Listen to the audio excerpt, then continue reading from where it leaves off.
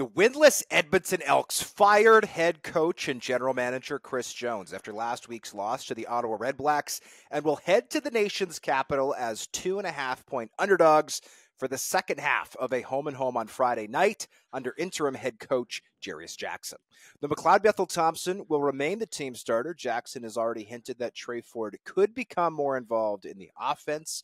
Meanwhile, the Redblacks are looking to improve to 4-2 for the first time since 2018, which also, JC, happens to be the last time this team made the playoffs. Who you got in this one? Well, usually when you fire a head coach, you get a little bit of a bump, a burst of energy, a culture change in the organization that lends itself to a win. And you would think that playing the same opponent back-to-back weeks would help that phenomenon because you know what to expect. And the Elks, frankly, should have won that game last week. But I don't think that has an effect when you fire your coach on a short week with travel involved. That is the worst possible time to make this move, in particular because before that previous loss to Ottawa, the Elks had a 17-day break between games. Surely that was the time when you should have let Chris Jones go. This organization is so poor right now, they can't even fire people right, Hodge. So how am I supposed to pick them in this game when they're going on the road with all that mayhem? I'm going with the Ottawa Redblacks for this one, although I'm not going to pick them to cover because I think the margin is going to be just as close as it was last week. Yeah, I'm taking the Edmonton Elks to cover the spread here, and I'm actually going to take them to win this game for the reasons that you mentioned. I think they're going to get a nice little bump from the coaching change, right? We generally see that happen, and the Elks have been in all of the games that they've lost. They're 0-5, but they have been close. I'll also say this, Jarius Jackson, as a very first-time head coach, will inevitably make at least one mistake managing this one. But you can't do a worse job than Chris Jones did of managing the last minute last week. Like literally every coaching mistake. Our guy Ben Grant wrote a fantastic article. If you haven't read it, please do. Breaking down every mistake that the Elks made in the late goings of that loss last week at Commonwealth Stadium. I've got the Edmonton Elks to win coming off the fire the coach dead cat bounce, whatever you want to call it. I think they finally get it done here. I would love to see Trey Ford involved in the offense. Yes, I think McLeod Bethel Thompson is rightfully the starter, but you can't keep leaving your best athlete, arguably your best offensive weapon, on the bench. So we'll see if that happens. If not, it is a short week, as you mentioned. That's understandable. But if the Edmonton Elks want any chance of recuperating this season and really getting things back on track, I think they've got to get Trey Ford involved, just like Winnipeg is getting Chris Streveler involved in the offense, just like we've seen other athletic quarterbacks rotating in their respective cities across the country. The Saskatchewan Roughriders are 3.5-point underdogs at home to the Winnipeg Blue Bombers on Friday night, as Shea Patterson will make his third straight start under center, with Trevor Harris still out due to a knee injury. The Riders will debut their new obsidian green alternate uniforms in this one, while the Blue Bombers look to win a third straight game, coming off home victories over the Redblacks and Stampeders. Can the Riders win this game, or, at the very least, cover the spread? Saskatchewan has done an admirable job of surviving without Trevor Harris because they have a formula for victory, right? Don't commit too many big mistakes on offense and get big plays from your defense. But the Winnipeg Blue Bombers seem to have figured it out after early season struggles. They're finally starting to click offensively. Zach Collaros found Ontario Pokey Wilson for a whole oodle of yards last week. Brady Oliveira has been over 100 yards on the ground in each of the last 2 weeks. That's going to be a tough offense to stop.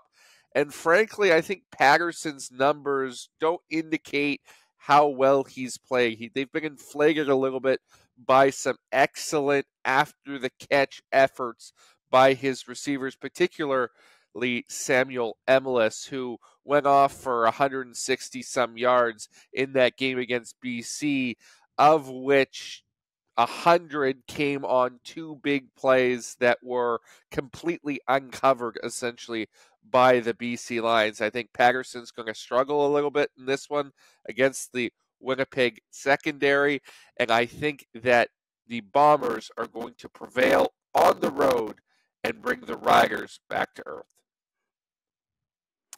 I am on the complete opposite side of this game as UJC. I'm taking the Riders to cover and win at home at Mosaic Stadium. The Bombers, you're right, have got the run game going the last couple weeks with that offensive line being challenged to be more physical. However, the Riders are the number one team in the CFL against the run. Jameer Thurman has been sensational. They're getting more healthy along that defensive line in this one. I think that they're going to be able to do a good job keeping Winnipeg's offense one-dimensional. And I think the book is kind of out now on Ontario Pokey Wilson. Like, I think he was a little bit of a secret weapon for them, not super used right through the first few games of the year. All of a sudden, Saskatchewan knows exactly where to roll their coverage in this one, and that is toward Pokey at boundary wideout. And then on the other side of the ball, Saskatchewan, if they can do a good job of protecting the football, I think Winnipeg's defense is vulnerable after the catch, right? We saw Jalen Philpott have a huge explosion play right at the start of last week, Winnipeg and Calgary. Same thing, Dedrick Mills was running free through that defense at times. I know Mike O'Shea post-game said to start the game last week, Winnipeg's defense was not moving its feet. They were standing around using their eyes, watching other people trying to make tackles instead of getting on their horse and doing it themselves. So if there is a particular way that this defense is vulnerable, I do think that it's after the catch, and so I am taking the Riders to win and cover. And by the way, anytime the Riders are getting points at home, I'm happy to eat those up because Mosaic Stadium, though it's not as full as it once was, still a tough place to play. The winless Hamilton Tiger Cats are 3-point underdogs at home to the Toronto Argonauts on Saturday night, where they'll look to earn their first win coming off a bye. The Ticats got thumped by the BC Lions 2 weeks ago as Vernon Adams Jr. shredded the team's young secondary, while the Argos got an impressive upset win over the previously undefeated Montreal Alouettes, getting touchdowns on defense and special teams, courtesy of Wynton McManus and Janarian Grant. Who's going to take the Battle of Ontario?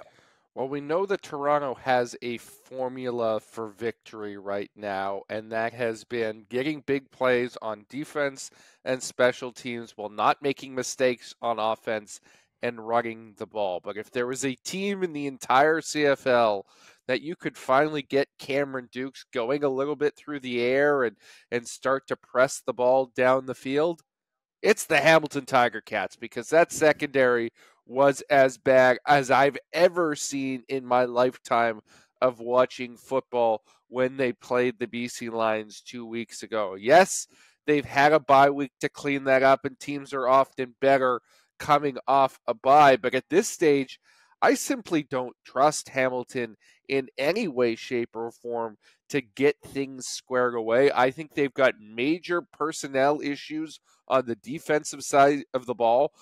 Going back to free agency, we talked about them needing to do more there. They didn't. They are seeing the results of that right now.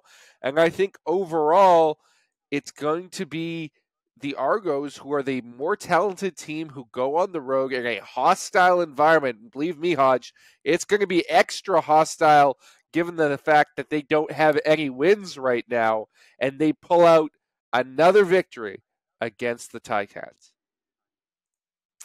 Yeah, you can't trust the Hamilton Tiger Cats, and usually off a bye, right? You think, okay, this team is rested, they've had time to go back and self-scout, watch the film, all that. I don't trust this Hamilton Tiger Cats coaching staff right now. Like, the product they put on the field against BC, yes, we know how good the BC Lions offense is, but it was a shameful performance, to be perfectly frank. You had people running open through the secondary. That game was over at halftime, and a bunch of people left, right? These are the Steel Town faithful. These are the Tiger Town folks. These people do not quit on their Hamilton Tiger Cats. Well, they did 2 weeks ago before the bye. And I don't blame them, right? We've seen Bo Levi Mitchell and that offense look productive at times, but a lot of that production has come with games out of hand so far this season. You know, they're 0-5, Edmonton's 0-5, but Edmonton has played teams closer. Hamilton is number 9 in our power rankings for a reason. And, Cameron Dukes, I think, did a great job against the Alouettes. No, he didn't throw for 5 touchdowns, but he protected the football, which is what he's done, right? In all of Toronto's wins so far this season. The game in Regina, the loss to Saskatchewan was really bad. He threw 4 picks in that one. If he protects the football, I think the Toronto Argonauts win this game, and I think they cover. I just don't trust the Hamilton Tiger Cats. And JC, I'm going to go on the record right now and say I will be picking against the Hamilton Tiger Cats until they prove me wrong. Until this team shows urgency, until they show signs of life, until they show any reason to believe in them, I will be picking against the Ticats until they force me to do otherwise. So I will take the Toronto Argonauts. I'm happy to eat a field goal because, yes, Tim Hortons Field is a tough place to play, but we also know a lot of Argos fans will be making the trip down the QEW. The Argos fans are not the largest group in the CFL, but they are mighty in their passion and their volume. I'm happy to take the Argos here. The Calgary Stampeders are 4.5-point home underdogs to the BC Lions on Sunday night, as the team will look to get back in the win column following road losses to the Alouettes and Blue Bombers. Vernon Adams Jr. is playing at an MOP clip for the Lions as he's on pace for 6,600 yards this season, while Jake Mayer has been up and down all year for the Stamps, throwing for 300 yards, but also 2 costly interceptions in Winnipeg last week. Can Calgary even their record with an upset win in this one? No, they cannot. I mean, this is just simply a bad matchup for the Calgary Stampeders because we've seen them struggle on the back end on defense, right? Their secondary hasn't been particularly good this year. We've seen a real decline, I think, from Trey Roberson at one corner spot. Tyler Richardson has struggled a little bit at the other. There have been some hiccups at the halfback spots as well. And now they're going to go up against the most explosive offense, bar none, in the CFL, with Alexander Hollins taking the top off and Justin McInnis coming across the middle, converting first down after first down after first down. Frankly, I don't care how many yards Jake Mayer throws for in this game. I don't think he has the horses, pun intended, to compete with the BC Lions right now. I think this could potentially be a bit of a bloodbath, so I'm taking the Lions and any points I can get. I'm actually surprised that this spread isn't wider. I was expecting this to be a 6 or 7 point spread in favor of the Lions at McMahon Stadium. It's only 4.5 right now, so I'm more than happy to take that, eat that.